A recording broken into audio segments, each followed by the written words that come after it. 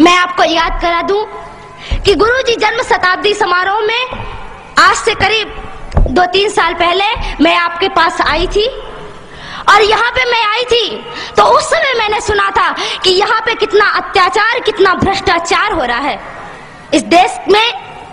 हमने जिसको रहने की शरण दी, हमारा भारत इतना महान कि कहता है सभी को कि आओ हमारे पास रुको, सभी को आसरा दिया, सभी को शरण दी, पर यहाँ के लोग ही जिनको हम शरण देते हैं वही हमारे साथ गद्दारी करते हैं। क्यों? क्योंकि हिंदू सीधा साधा और सरल है। हमारे देश में इतना अत्याचार और इतना भ्रष्टाचार फैला हुआ है, किसके कारण? केवल हम लोगों की शांति के कारण। अभी आपने सुना होगा बहुत से लोगों से कि कहते हैं कि आजकल कहते ना लोग कि शांति का अब जमाना नहीं रहा कि माला लेकर बैठ जाओ बस शांति हो गई। आपने गाना सुना होगा, मुझे माफ करिएगा जो इस गाने के अनुयायी होंगे, एक गाना बजता है कि दे दी हमें आजादी बिना खड़ग बिना ढाल, साबरमती के संत तूने कर दिया कमाल। तो ये गाना मुझे बिल्कुल पसंद नहीं है, क्योंकि इसमें आया कि दे दी हमें आजादी बिना खड़ग बिना ढाल। अरे कैसे खड़ग बिना ढाल के बिना आजादी मिल गई? कितने कितने वीरों ने इस देश के लिए सिर कटाए हैं तब हमको आजादी मिली है, बिना लड़े आजादी नहीं मिली है। अरे बिना लड़े आजादी मिल जाती तो राम कह देते ना कि एक चरखा ले लो और सूत काटो और रावण को पसंद आ जाएगा सूत तो रावण सीता को लौटा देगा वापस। क्यों नहीं राम ने चरखा पकड़ा दिया सबको? तो केवल चरखा पकड़ने से और सूत काटने से आजादी नहीं मिलती और शांति का भाषण देने से आजादी नहीं मिलती। राम ने अपने प्रत्यंचा पर अपनी धनुष पर तीर चढ़ाया और रावण के संग वध किया, तब माता सीता वापस आई। हिंदुओं, आप राम बनो और अपने धनुष को तैयार कर लो और तभी इस देश से आतंक नष्ट विनष्ट होगा। आप सभी लोग तैयार हो जाइए। और मैं आपको एक बात कह दूं कि आज आप सभी लोगों को तैयार होना है। जब इस देश में 26 जनवरी को स्वतंत्रता का संग्राम मनाया जा रहा था, आजादी का संग्राम मनाया जा रहा था, चारों ओर खुशियां ही खुशियां थी, तब कश्मीर की केसर की क्यारियों में बारूदी सुरंगें फोड़ी जा रही थी। भाड़े से आए हुए कितने आतंकवादियों ने पता नहीं कितने निरपराध आदमियों को, कितने मासूमों की हत्या कर दी। तो वहां पर किसी नेता ने आंसू नहीं बहाए, पर बाबरी का ढांचा गिर जाने पर रोने वाले नेता छाती पीट पीट कर रोते थे। ऐसे छाती पीट रहे थे जैसे रावण के मरने पे मंदोदरी ने भी अपनी छाती नहीं पीटी होगी। इन देश के नेताओं को देखो, ये कुत्ते हैं और ये टुकड़ों के बल पर पल रहे हैं। और मैं आपको सावधान कर दूं कि इस देश की नेता से और इस देश के कानून से सावधान रहना, क्योंकि ना तो ये हमारी रक्षा करेगा बल्कि आपको नींद की गोली देकर के और सुलाएगा कि जितना आप सोओगे उतना इसको कुर्सी में बैठने के लिए मिलेगा। इस देश के नेता कली बेच देंगे, चमन बेच देंगे, धरा बेच देंगे, गगन बेच देंगे। अगर तुम यूं ही सोए रहे राष्ट्रभक्तों तो ये बांट के भिखारी सारा वतन बेच देंगे, नीलाम कर देंगे मेरे देश को।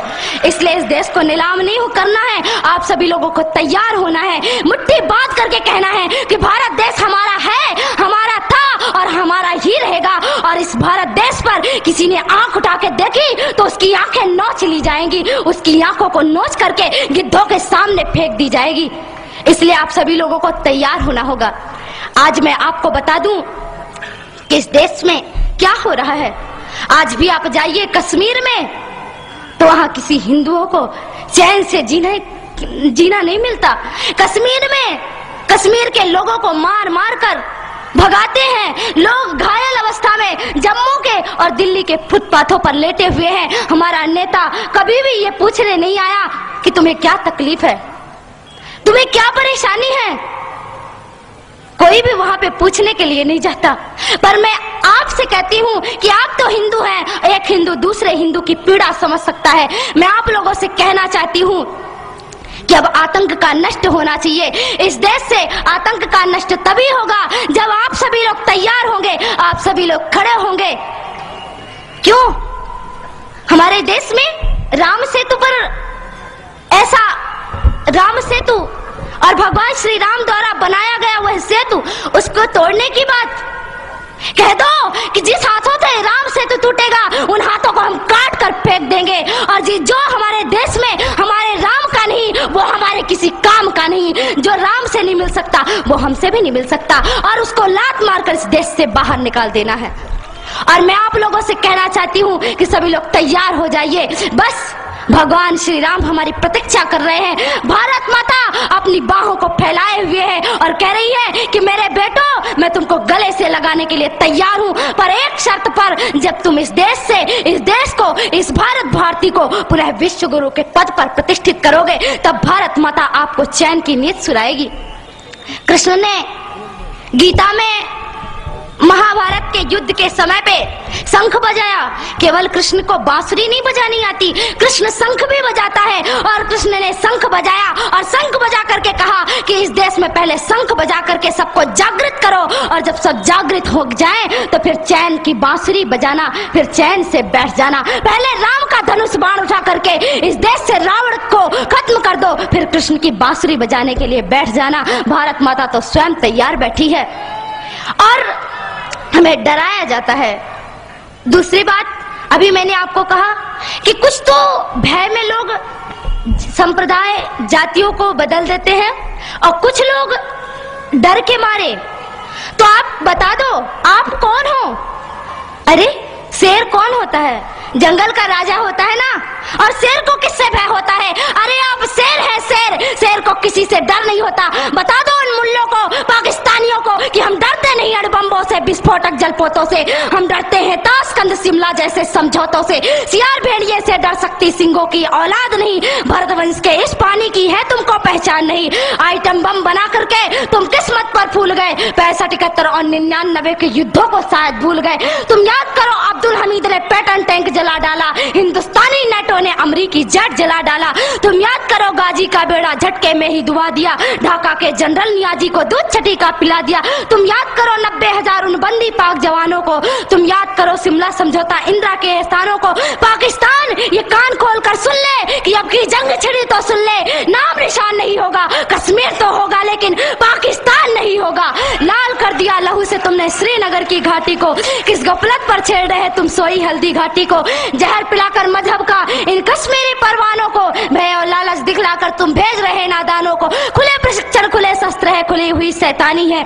सारी दुनिया जान चुकी ये हरकत पाकिस्तानी है। बहुत हो चुकी मक्कारी, बस बहुत हो चुका हस्तक्षेप। समझा दो उनको वरना भभक उठेगा पूरा देश। देश अगर हो गया खड़ा तो त्राहि त्राहि मच जाएगी।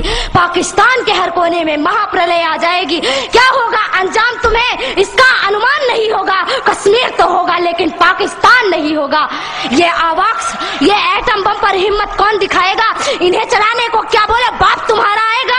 अब की चिंता मत कर, चेहरे का खोल बदल देंगे। इतिहास की क्या हस्ती है, पूरा भूगोल बदल देंगे। धारा हर मोड़ बदल कर लाहौर से गुजरेगी गंगा। इस्लामाबाद की छाती पर लहराएगा भारत का झंडा। रावलपिंडी और कराची तक सब कुछ गारत हो जाएगा। सिंधु नदी के आर पार पूरा भारत हो जाएगा। फिर सदियों सदियों तक जिन्ना जैसा शैतान नहीं होगा। कश्मीर तो होगा लेकिन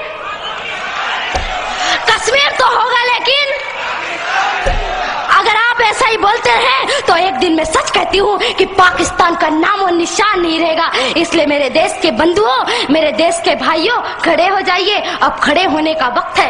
अरे क्या भूल गए कि आपके छिंदवाड़ा पे माता जगदम्बा के ऊपर मांस के टुकड़े फेंके गए और आप चुपचाप बैठे रहे? आपको चुप नहीं बैठना है, आपको तो उनसे टक्कर लेना है कि अरे तुम अगर मुझे ईंट से, तुम अगर पत्थर से मारोगे तो तुम्हारा जवाब मैं लोहे से दूंगा। और हम लोहे हैं, सिंहों की औलाद किसी से डरती नहीं है। इसलिए आज आपको खड़े होने का समय है।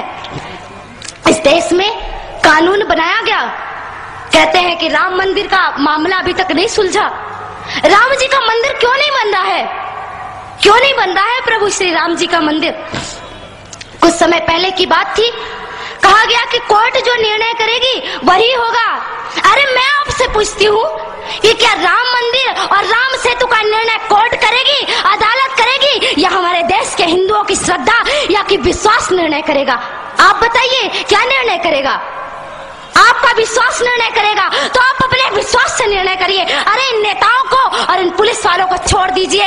आप अपने से जाइए और एक एक ईंट लेकर अगर हिंदुस्तान हिंदुस्तान का एक एक आदमी एक एक ईंट लेकर गया, तो मैं कहती हूँ कि राघवेंद्र सरकार का मंदिर कोई और नहीं बल्कि आप बनाएंगे, और केवल आपको केवल जाने की आवश्यकता है। प्रभु श्री राम का मंदिर आप बनाइए।